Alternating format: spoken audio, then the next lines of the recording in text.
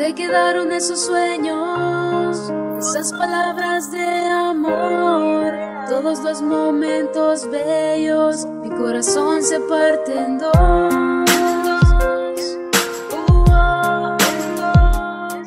Yeah.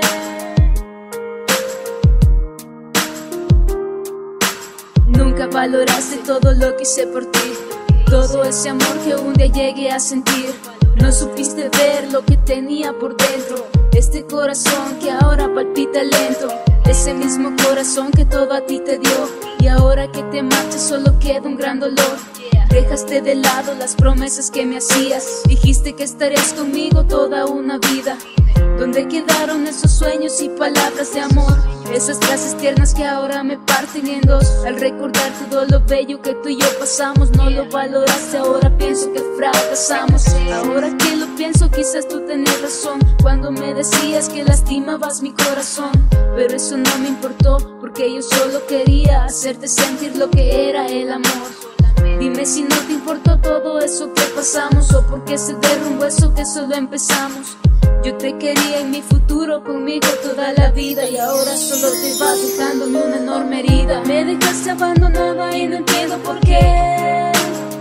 Si yo te amaba, todo te entregaba, y a ti no te importó nada. Y ahora la soledad me acompaña en esta vida. Pero ahora te digo adiós, te digo adiós. Resultaron falsas las palabras que decías, eran una mentira que verdades parecían. Creí en ese amor que un día decías tenerme, te di mi corazón y no supe defenderme.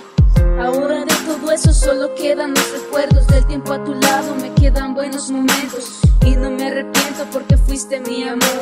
Vivir cada minuto a tu lado fue lo mejor, y no voy a decirte que te deseo el mal, porque al fin y al cabo todo eso es natural. Ojalá nunca pases por lo que yo estoy pasando, que nunca te dejen cuando más estás amando. Esto es RGC, por experiencias propias. Esto es una manera de desahogar lo que siento, y de verdad te deseo lo mejor.